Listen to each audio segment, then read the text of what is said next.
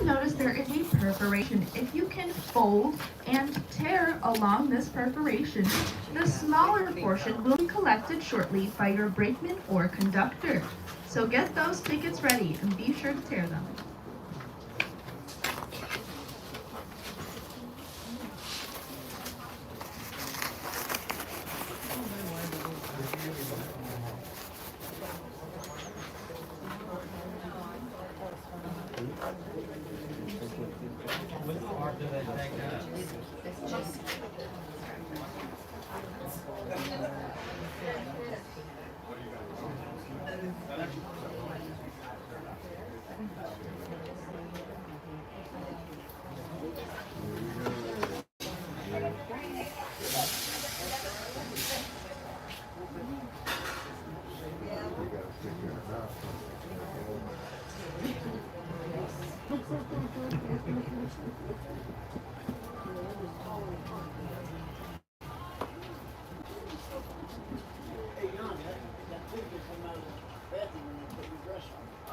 Taking it off. I got you. That was painful.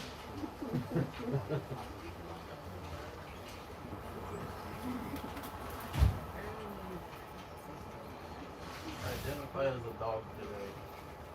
Hey, good morning, everybody. My name is Jake. I'm the tour guide that's going to be on this half of the train today. As I'm coming by, if you ever have questions of any kind, please do stop me and ask. That's what I'm here for. The front of the car has free bottles of water. Please help yourself. And the restroom is located at the very back. Also against that back wall is extra copies of those all aboard magazines that you found on your bench if you need one. The back page of that turns into a braille map that you can use to follow along. If you need a map in a language other than English, please let me know as you're coming by. If not, sit back and enjoy your ride at the full board.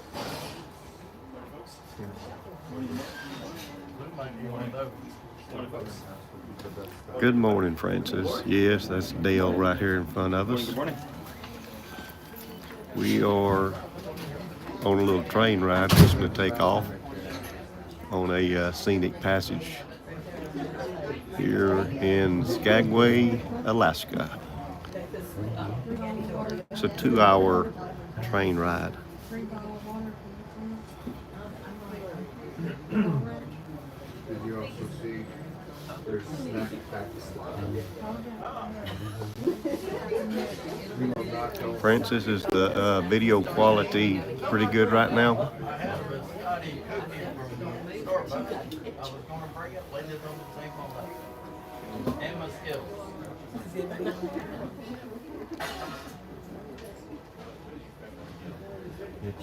I think they're trying to outlaw Skittles.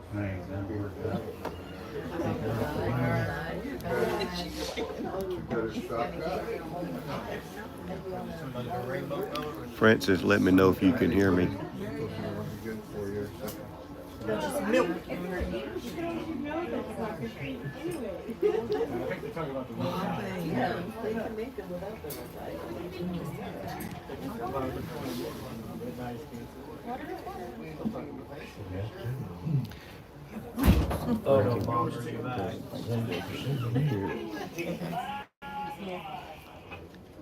Good deal. I'm glad you can hear.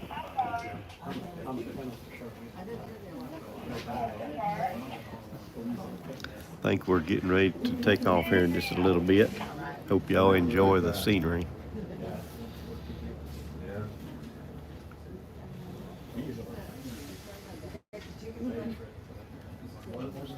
Almost done.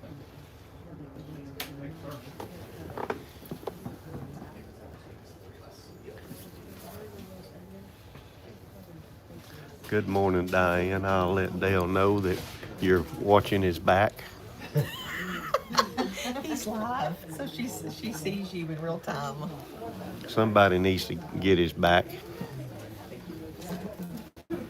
Somebody.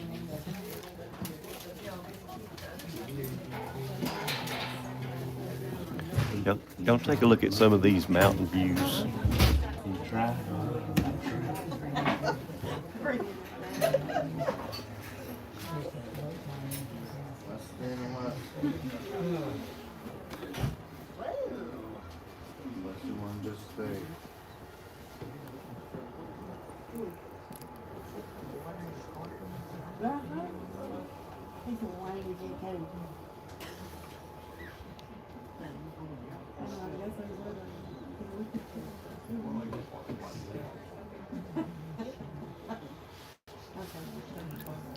Yes, it's very beautiful.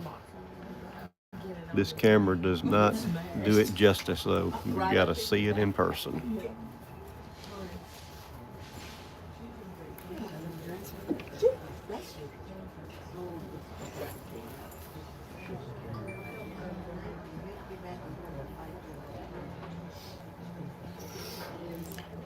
We even have Buck and Donna sitting over there in Savannah. Bucky, I'll turn around and Blake Charles is live.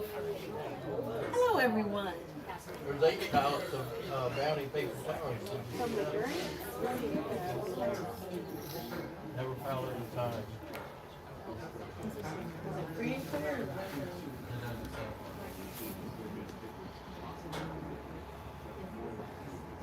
I told you, you need to figure out how to.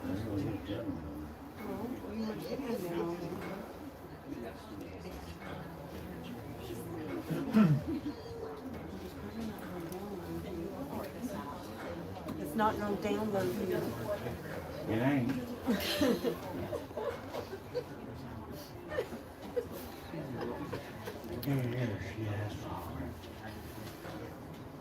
I have to repeat everything I say. You know, so get everybody in the booth. Should you a bullhorn? Everybody go. Diane, I think we're gonna have to separate these two. We can listen to whatever you. We needed you on this trip to keep Dale lined out. Texas. We're from Florida. Yeah, we got hit by GoPro. It was rough. Do you want to sit here so you can reach your oil? Well, I hear the horn blowing. Must be about time to take off.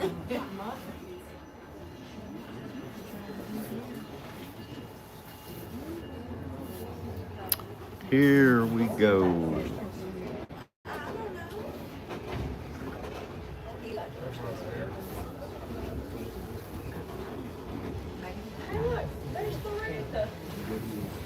This is a very real narrow gauge railroad, so I will need everyone's attention for a few minutes for important safety information. As we begin moving, the slower our train moves, the more bumps and jolts we experience. So if I can have everyone be inside and seated. During boarding, you may have noticed exterior platforms located in the front and back of the cars. These platforms are not available for use within city limits. Once our conductor has given me the go-ahead, I will make an announcement and let everyone know when it is okay to step out onto those platforms. Until that time, we need everyone to remain inside. The most important rule of our train ride is there is no crossing from car to car. This is for your own safety. The thin metal bridge between cars is called an apron, and it is not safe to step or stand on. I agree, You will Diane. see He staff should have brought crossing you from car to along. car, but this is not an invitation to do so yourselves. Once again, there is no crossing from Diane car to said car. you could have brought Please her maintain along. 3 points of contact when out and about, and do not rest your hands near doorways or windows, because the movement of the train can cause them to slam shut. Inside each car is a very real stove. Please do not touch or adjust them. If you are uncomfortable with the temperature in your car, please speak with one of us, and we will do our best to accommodate you. Smoking, vaping, or the consumption of alcohol are prohibited at all times on board the train, including the lavatories and exterior platforms.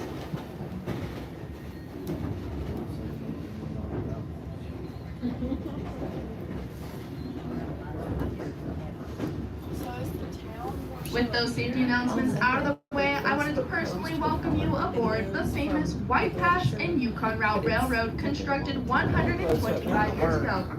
Today we will be traveling 20 miles of narrow gauge track and climbing nearly 3,000 feet in elevation to scale the White Pass summit.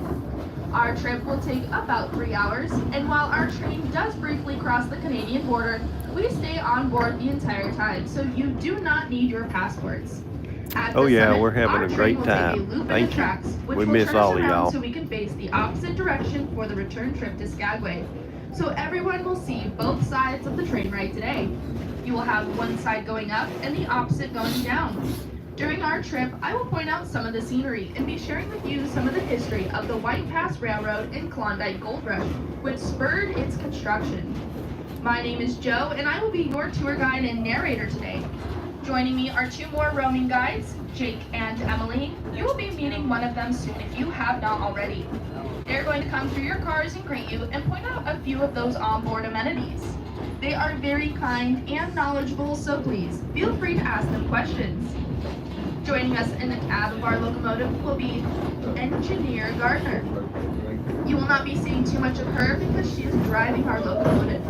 We will, however, be seeing Conductor Pemberton, who is in charge of our train, and assisting him is our brakeman Ford. On your seats, you should have already found a complimentary copy of our All Aboard magazine. If not, or if you would like extras, additional copies are located at either the front or rear of your coach car. These guides are full of useful information about the White Pass and Skagway area. The back cover folds out into a rail map which you can use to follow along as we embark from milepost 0, Skagway, Alaska, to the White Pass summit at milepost 20.4. With all that said, please sit back, relax, and get ready for our adventure.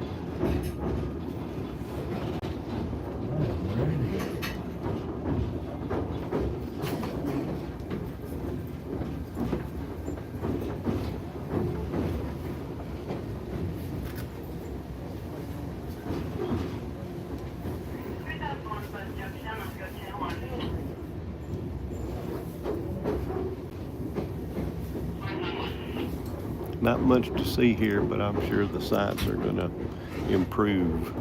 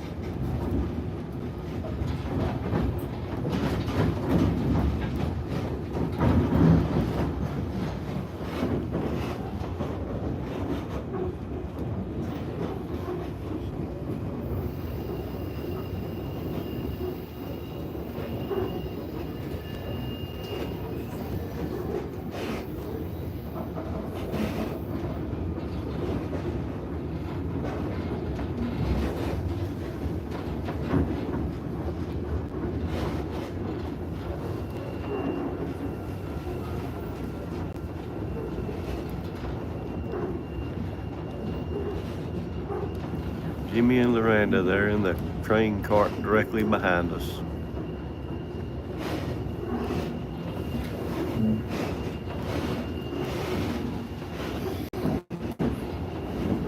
Those houses up there on the hills.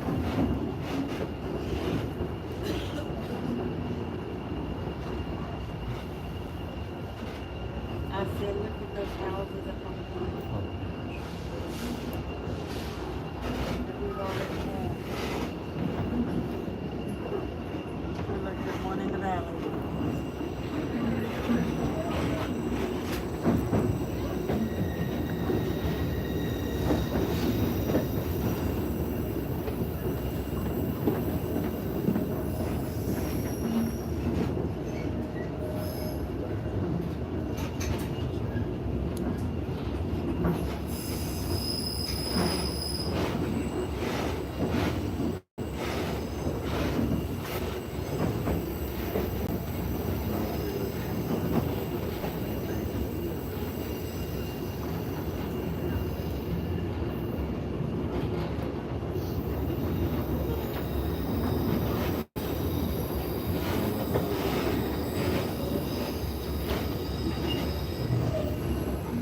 Yes, they are. The mountains are very beautiful.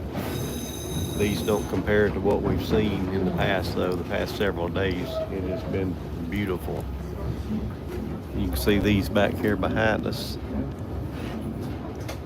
Very beautiful.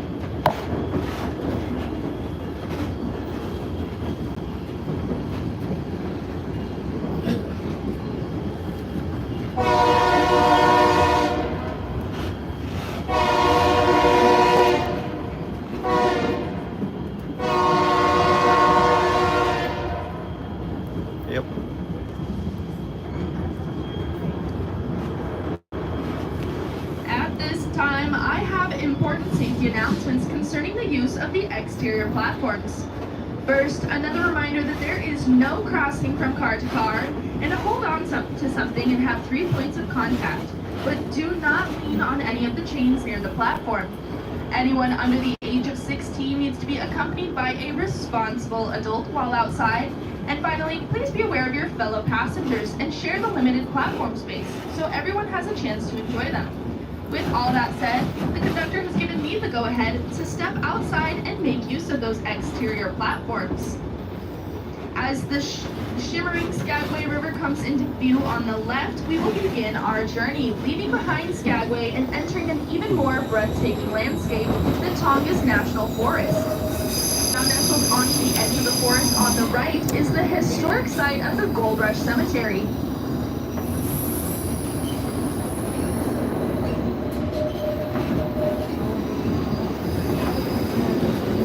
Now this lush emerald expanse stretching across 17 million acres, the Tongass is the largest national forest in the United States.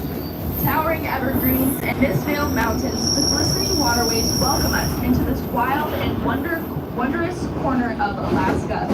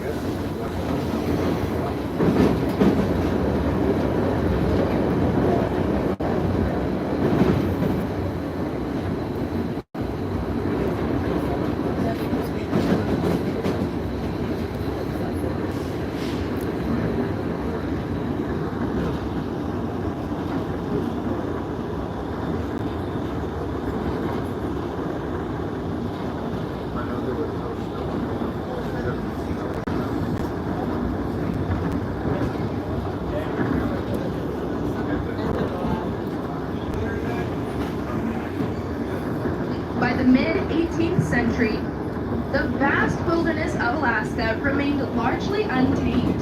Its mountains and valleys whispered of opportunity, but few dared to chase it inland. That began to change in the late 1800s, when bold visionaries like Captain William Moore, a seasoned prospector and adventurer, began to eye the rugged interior with ambition. In the summer of 1887, Moore hiked through these thick spruce forests and glacial valleys to find a lower elevation route through the mountains. What he discovered was a rugged but promising trail that he named the White Pass.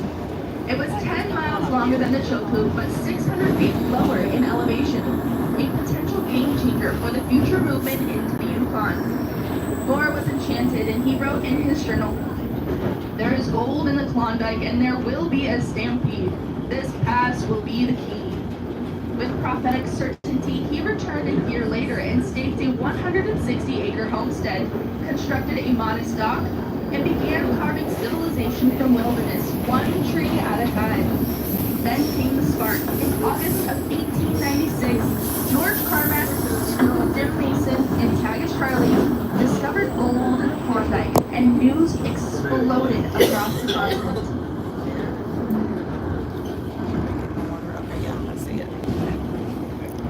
Well, look how beautiful that river is. Oh, yeah.